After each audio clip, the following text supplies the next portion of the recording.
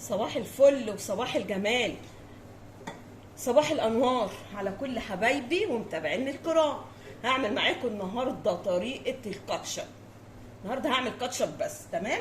هنجيب شويه طماطم 2 كيلو 3 كيلو زي ما انت حابه، المهم الطريقه. تمام. هنجيب الطماطمايه الحمراء الحلوه اللي تبقى طريه كده شويه وفيها عصاره. انا هقطع الطماطم هنا وهسبكها، هحطها على النار واسبك، ولا هنحط ميه ولا ملح ولا اي اضافات لغايه ما هي هتتسبك، وهوريكم هسبكها ازاي. خليكم معايا.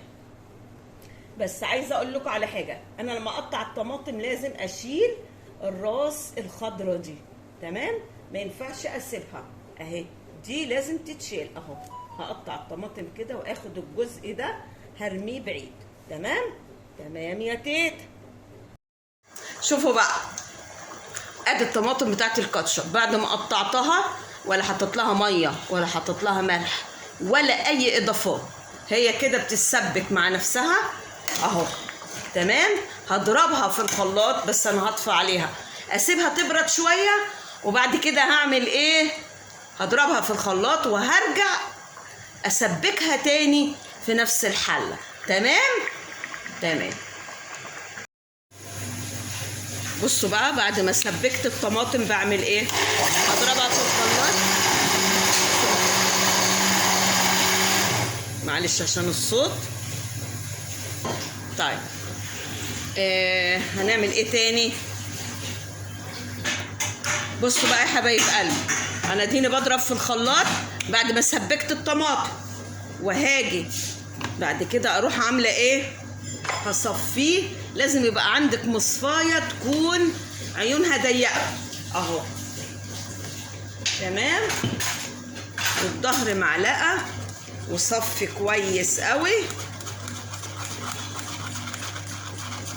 اهو لغايه ما تطلعي التفل والبذرايه بتاعه الطماطم. تمام. وبعد كده هتعملي تاني يا تيتا؟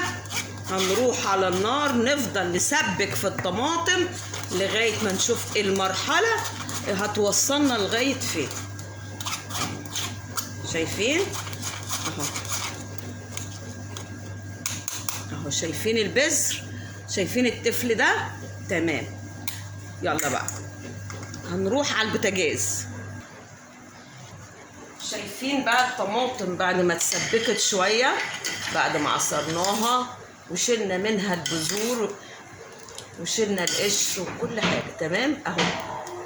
انا هسيبها كمان شويه ونشوف الاضافات اللي هننزل بيها، هيبقى معانا احلى كاتشب. تعالوا نشوف الاضافات اللي هننزل بيها. تمام. معايا معلقه ملح، حلو، نص معلقه، يعني اما نص معلقه كبيره يا معلقه صغيره فلفل اسود. تمام. معلقه بصل بودر، توم بودر. حلوه قوي يا تيتا. تاني يا تيتا؟ كوبايه سكر. انتوا عارفين الكاتشب بيبقى مسكر. حلو حلو قوي. وهننزل بكوبايه الا ربع خل. تمام. حلو قوي قوي قوي كده. اضافه بقى من عندي انا عشان اعزز اللون كمان، هنزل بمعلقه المعلقه دي اسمها فلفل احمر. تمام. دي من عندي على فكره عشان اعزز اللون واعزز. هندوق الطعم. محتاجه خل هنزل بشويه خل، محتاجه سكر كمان هنزل بشويه سكر كمان. انتوا عارفين الكاتشب بيبقى بيبقى معلش عشان انا لسه هسيبها تتسبك كمان. يعني انتوا شايفين التقل اهو، بس انا هسبكها كمان بالتوابل اللي انا نزلت بيها. بصوا بقى يا حبايبي، سبتها تغلي شويه ودقتها لقيتها محتاجه باقي كوبايه الخل. يعني المقدار بتاعي اخد كوبايه سكر وكوبايه خل. تمام. وكل التوابل بالمعلقه الصغيره او الكبيره، يا نص معلقه كبيره يا معلقه صغيره من كل التوابل اللي حطيناها. هسيبها تتسبك شويه. وايه بقى، انا ممكن اقسمها نصها احط شطه عشان تبقى سبايسي، والنص التاني يبقى حلو زي ما هو. تمام يا قلبي. يلا بينا بقى هنعمل اللايك وندوس على الجرس يوصل لنا كل جديد، هنشير. واللي ما اشتركش عند تيتا لازم يشترك، الخبره كلها يا جماعه. يلا بينا نشوف اخر خطوه. خلصنا بقى اجمل كاتشب. شايفين طبعا انا سبته لما برد اهو.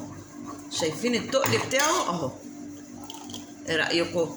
وعندي البرطمانات مغسوله ونظيفه عقمتيها ازاي يا تيتا؟ على البوتاجاز، تولعي النار تحطيها كده بقى على النار. شايفين يا جماعه لما نعمل الحاجه بتاعتنا في بيتنا تطلع حلوه ونظيفه ازاي؟ وبتبقى رخيصه كمان.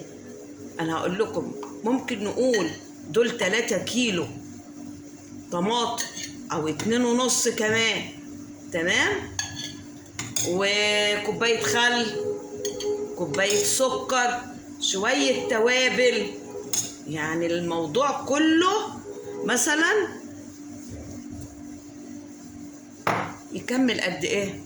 البرطمان ده كيلو. انا بجيب الحاجه ما يبقاش فيها بركه. احنا هنعمل كتير اهو، هنعمل كتير،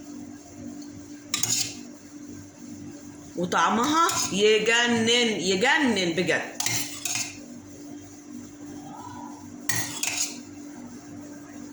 شايفين انا عامله برطمانين اهو 2 كيلو. تمام. ومليانين. ومعايا تاني اهو. ثواني هجيب برطمان تاني. خبر ابيض، 3 كيلو كاتشب. لا ده انا هعمل في البيت باستمرار. ده ايه الجمال ده اهو. يعني نقول 3 كيلو طماطم مثلا، يعني مش هياخدوا حاجه. شايفين يا جدعان؟ حاجه ببلاش. ده مشروع في البيت كمان اهو. اجمل 3 برطمانات كاتشب. تمام. معلش راح اجيب الغطا الباقي. ايه رايكم بقى؟ اجمل 3 برطمانات كاتشب اهو. شايفين الجمال اهو. شايفين الجمال يا جماعه؟